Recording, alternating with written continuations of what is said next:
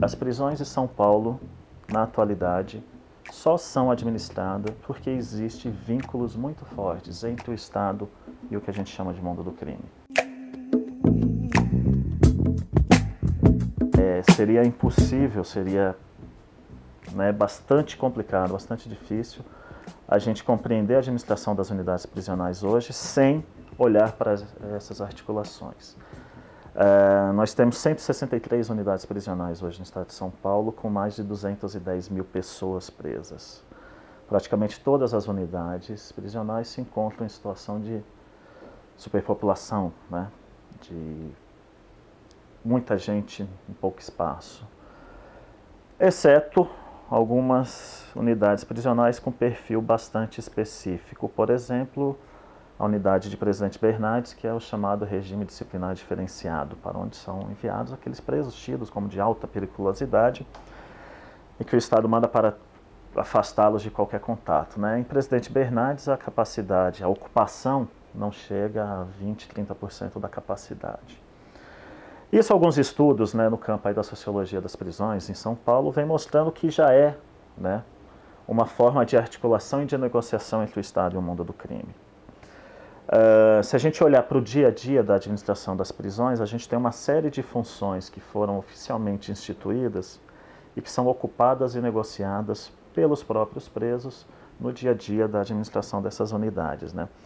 Uma situação bastante peculiar que a gente tem hoje é que o Estado, por meio dos seus agentes de segurança penitenciária, não chega, por exemplo, às áreas de convívio, aos raios, aos pavilhões habitacionais. Quem administra o cotidiano dessas localidades, dentro das unidades prisionais, são os próprios presos. E aí eu vou descrever algumas situações, por exemplo, que o preso que está em cumprimento de pena e que ele continua praticando os grandes crimes que são praticados por meio de celular, o controle do tráfico, ou a gente tem alguns períodos em que surge com bastante evidência na mídia, a questão do sequestro, dos falsos sequestros. Tal. Esses presos eles não são em momento algum incomodados pela administração. Eles ficam lá no fundão da cela e fazendo seus negócios e estão muito bem, obrigado. O Estado não chega até essas pessoas. Agora, por outro lado, os presos que querem participar das chamadas ações de reintegração social, ou seja, o preso que quer ir para a escola, o preso que quer trabalhar, o preso que precisa de um atendimento médico, psicológico, esses são cotidianamente, diariamente, incomodados pela administração prisional.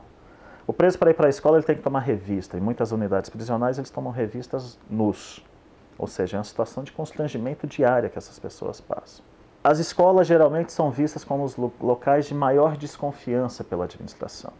Todo diretor de presídio acha que quando se vai criar algum esquema de fuga, de rebelião, as coisas são organizadas a partir da escola. E por que pensam isso? Porque a escola, ao longo da trajetória de desenvolvimento desse espaço dentro das unidades prisionais, foi sendo pensada, ao menos enquanto discurso, como um espaço de libertação das pessoas. Então há um controle bastante grande sobre as atividades que se desenvolvem nesses espaços escolares.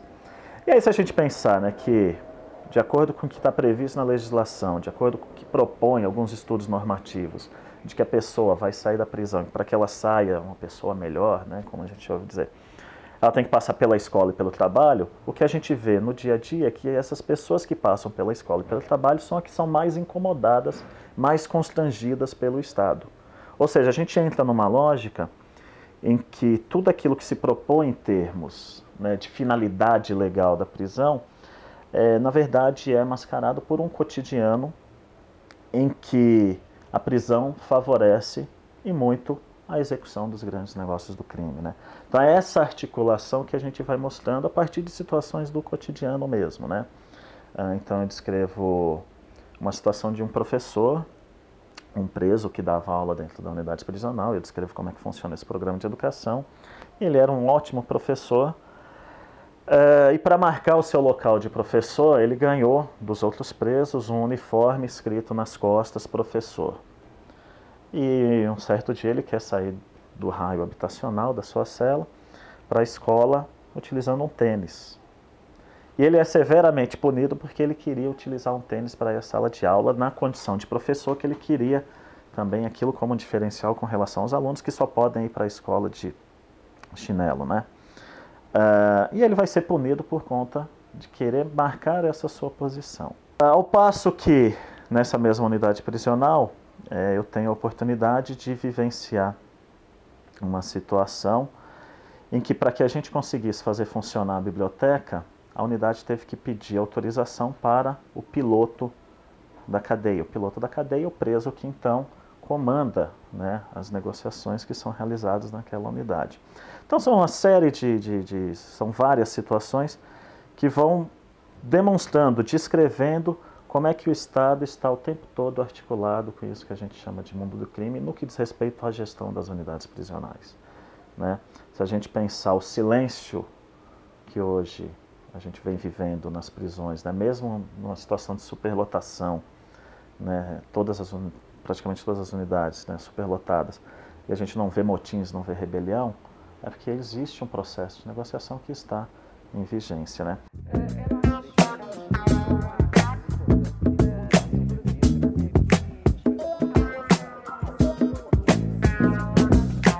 Easily